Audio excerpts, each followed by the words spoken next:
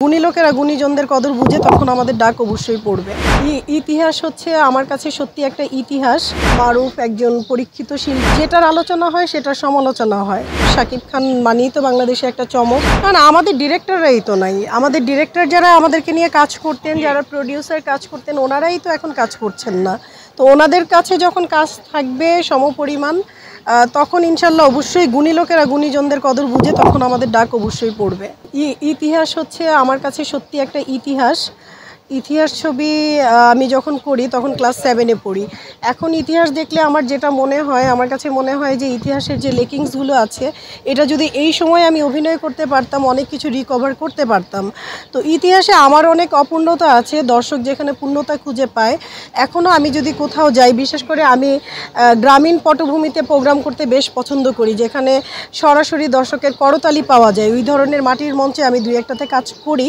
তো ওখানে গেলে কিন্তু ইতিহাসের নায়িকা হিসেবে আমাকে আজও কিন্তু মানুষ ইন্ডিকেট করে। দ্যাটস ওয়াই ইতিহাস আমার কাছে একটা ওয়ান কাইন্ড অফ মাইল ফলক।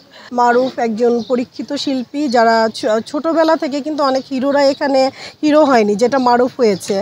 আমার আর মারুফের পড়াশোনার ব্যবধানটা খুব বেশি ছিল না। আমি যখন ক্লাস 7-এ পড়ি তখন মারুফ ভাই ও লেভেল দিচ্ছিলেন।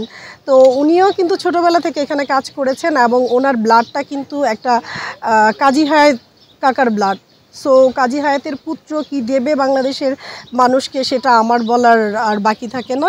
দর্শক দেখবেন, আমি গ্রিন কার্ডের জন্য খুব শুভকামনা করছি। আসলে টোল বিকৃত কাদেরকে কারা করছে, যারা করছে তাদেরকে উল্লেখ করে বা তাদেরকে চিহ্নিত করে কোনো কথা বলার মতন সময়ই আমার নাই।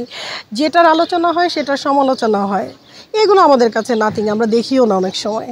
আসলে শাকিব খানও আমার প্রথম দিকের নায়ক। শাকিব খান মানেই তো বাংলাদেশে একটা চমক, আর শাকিব খান খুব লাকি। এমন একটা সময় শাকিব খান এখানে বিলং করছে, আমার মনে হয় আরও অনেক যোগ শাকিব খান বেঁচে থাকবে চলচ্চিত্রে। কারণ আমরা দেখতাম এক একজনের টার্মে এক একজন চলে আসে, বাট শাকিব খানের টার্মে সম্ভাবনা নেই, কারণ ছবি তো ওরকম আগের মতন হয় না। দ্যাটস ওয়াই শাকিবের রাজকুমার প্রিয়তমার মতনই আশা করি কিছু একটা করবে।